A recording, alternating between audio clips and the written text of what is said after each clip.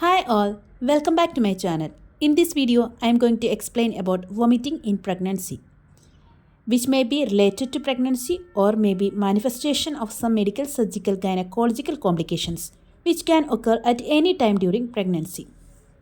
The causes of vomiting in pregnancy can be classified as early pregnancy and late pregnancy. Vomiting is related to the pregnant state and depending upon the severity, it is classified as simple vomiting of pregnancy or mild type, hyperemesis gravidarum or severe type. Simple vomiting, it is also known as morning sickness, emesis gravidarum. The patient complains of nausea and occasional sickness on rising in the morning.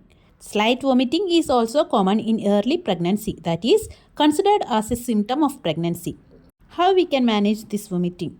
Taking of dry toast or biscuits and avoidance of fatty and spicy foods are enough to relieve the symptoms in majority conditions. If it fails, we can give antiemetics for the patient. Hyperemesis gravidarum. It is a severe type of vomiting of pregnancy which has got deleterious effect on the health of the mother or incapacitates her in day-to-day activities. There has been marked fall in the incidence during last 30 years. The reasons are better application of family planning knowledge, which reduces the number of unplanned pregnancies, early visit the antenatal clinic, and use of antiemetic or antihistaminic drugs. The cause is obscure, but it is mostly limited in the first trimester. It is more common in first pregnancy, and it has got familiar histories, and it is more prevalent in hereditary mole and multiple pregnancies, and it is more common in unplanned pregnancies. The factors are hormonal changes, psychogenic, dietetic deficiencies, allergic or immunological basis, and decreased gastric motility is found to cause nausea. The clinical features are vomiting is increased, urine quantity is diminished, oliguria, epigastric pain, dehydration, ketoacidosis, dry coated tongue, sunken eyes, acetone smell in the breath, tachycardia, hypotension. Jaundice is a late feature.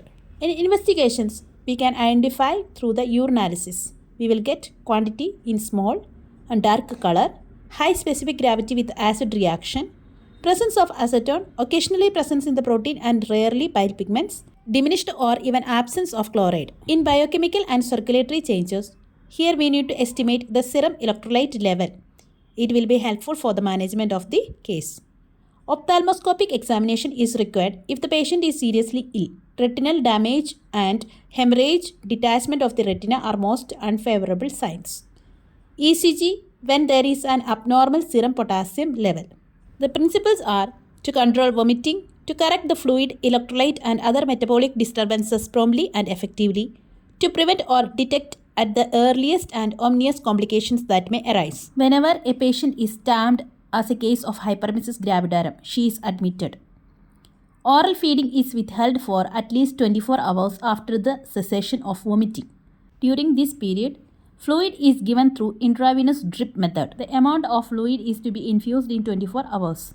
The total amount of fluid is approximates 3 liters, of which half is 5% dextrose and half is ringer lactate solutions. To control severe vomiting, we need to use antiemetic drugs. Nutritional support is also essential for the patient. We can provide vitamin B1, B6, B12 and vitamin C. Hyperemesis progress chart is helpful to assess the progress of patient while in hospitalization. The clinical features of improvements are evidenced by subsidence of vomiting, feeling of hunger, better look, disappearance of acetone from the breath and urine, normal pulse and blood pressure and normal urine output. If the patient is feeling better, we can give the foods by orally. At first, dry carbohydrate foods such as biscuits, breads, toast we can give, and small but frequent feeds are recommended. Gradually full diet is restored.